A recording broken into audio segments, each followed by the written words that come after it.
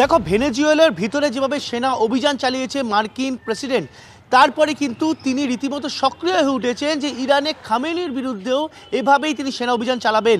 এবং এই যে ইরানের ভেতরে খামেনির বিরুদ্ধে যে বিদ্রোহ শুরু হয়েছে তাকে কার্যত সমর্থন শুধু জানায়নি, যেটা সামরিক বিষয়ও এবং রাজনৈতিক মহল মনে করছে সম্পূর্ণ বিদ্রোহের পেছনে রয়েছে আমেরিকার হাত।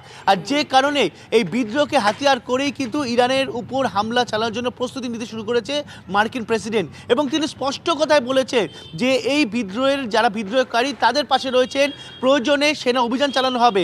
তবে ইরান কিন্তু চুপ করে বসে নেই। ইরান, চীন এবং রাশিয়া তারা কিন্তু একসঙ্গে নৌবাহিনীর মহড়া চালাচ্ছে। কোথায়? আফ্রিকার যে জায়গায়, সেখান থেকে মাত্র ৭৫ কিলোমিটার দূরে রয়েছে মার্কিন যুক্তরাষ্ট্রের সেনা ঘাঁটি।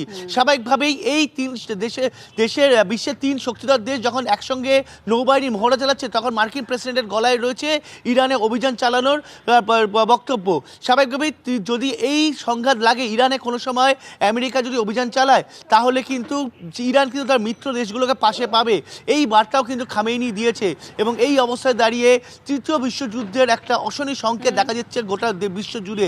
এবং এই ইরান যে এটাই এখন গোটা বিশ্বেরই নজর থাকে, কারণ কোথাও কোনো প্রান্তে অশান্তি, কোনো যুদ্ধ পরিস্থিতি বা সংঘাতের জায়গা তৈরি হলে অর্থনীতির উপর একটা ব্যাপক চাপ পড়ে। আর বিশেষ করে ইরান বা যে সমস্ত জায়গা তৈল ভান্ডার, যেখান থেকে তেল আমদানি রপ্তানি হয়, গোটা বিশ্বের এনার্জি রিফ্লেক্ট করে, সেখানেই বেশি চিন্তার উদ্বেগটা তৈরি